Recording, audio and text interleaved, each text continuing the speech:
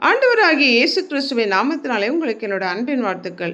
இன்றைய நாளின் தியானத்துக்காக தெரிந்து கொள்ளப்பட்ட வேத வசனம் உபாகமத்தின் புஸ்தகம் 33வது அதிகாரம் 20வது வசனத்தின் முன்பகுதி. காத்தை குறித்து, காத்துக்கு விஸ்தாரமான இடத்தை கொடுக்கிறவர் ஸ்தோத்திரிக்கப்பட்டவர். இஸ்ரவேலின் 12 பிள்ளைகளிலே ஒருவனான காத்திற்கு விஸ்தாரமான இடத்தை கொடுக்கிற தேவன் ஸ்தோத்திரிக்கப்பட்டவர் என்று மோசே சொல்லுகிறார்.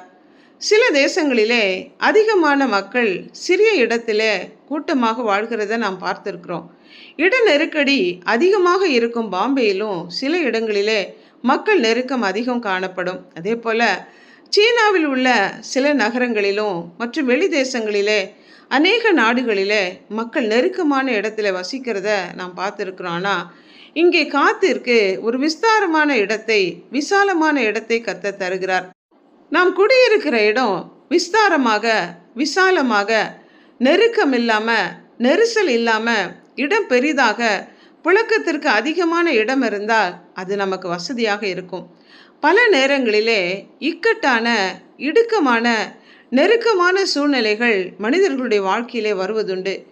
எப்பக்கமும் திரும்ப முடியாத, எந்த காரியமும் செய்ய முடியாத, எந்த முடிவும் எடுக்க முடியாத சூழ்நிலைகளை சந்திக்க நேரிடும் சமயத்தில் நாம் தேவனை நோக்கி கூப்பிடும்போது கர்த்தர் அந்த சூழ்நிலைகளிலிருந்து நம்மை காப்பாற்றி விசாலத்திலே வைக்கிறார். பிரச்சனையிலிருந்து நம்மை விடுதலையாக்கி நிம்மதியை தருகிறார். சங்கீதக்காரனான தாவீது அதிகமாக நெருக்கப்படும் போது தேவனை நோக்கி கூப்பிட்ட போது கர்த்தர் அந்த சூழ்நிலைகளிலிருந்து காப்பாற்றி விசாலமான இடத்திலே கொண்டு போய் விட்டார் என்று தேவனை துதித்து பாடுகிறார். நெருக்கத்திலிருந்து ஒரு விடுதலையை கர்த்தர் கட்டளையிடுகிறார்.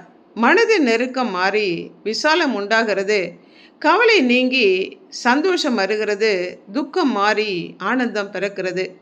ஜனங்கள் தண்ணீர் இல்லாமல் கஷ்டப்பட்டு மோசேக்கு விரோதமாக முறுமுறுத்த போது அந்த இக்கட்டான நெருக்கமான சூழ்நிலைகளிலே கர்த்தரை நோக்கி கூப்பிட்ட போது கர்த்தர் மறு உத்தரவு அருளி கண்மலையிலிருந்து தண்ணீரை கொடுத்து அந்த நெருக்கத்திலிருந்து விடுதலையாக்கி விசாலத்திலே வைத்தார்.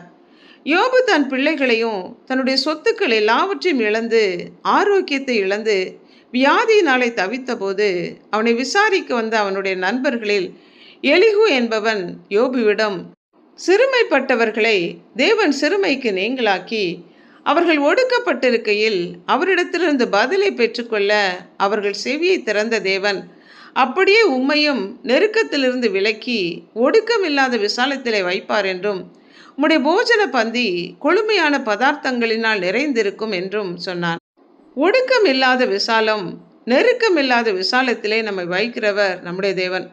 நாம் எப்படிப்பட்ட சூழ்நிலையில் இருந்தாலும், மனநிலையில் இருந்தாலும் நம்முடைய சூழ்நிலையையும் மனநிலையையும் மாற்றுகிற தேவன் ஒருவர் உண்டு. ஜெபிப்போமா?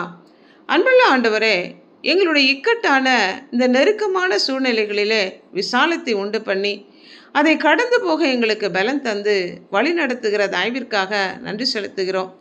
தாவீது உம்மை நோக்கி கூப்பிட்ட போது மறு உத்தரவு கொடுத்து தூக்கி எடுத்து விசாலத்திலே வைத்தது போலவும், தானியேலும் அவனுடைய நண்பர்களும் கடந்து சென்ற அந்த நெருக்கத்தின் பாதையிலே கர்த்தர் நீர் கூட இருந்து அவர்களை தப்புவித்து விடுவித்தது போல எங்களுடைய வாழ்க்கையில கர்த்தருடைய கரம் கூட இருந்து இக்கட்டான சூழ்நிலைகளை கடந்து செல்ல கிருபை அளிக்கும்படி எங்களை அர்ப்பணித்து இயேசு கிறிஸ்துவின் நாமத்தினால் ஜெபிக்கிறோம் பிதாவே.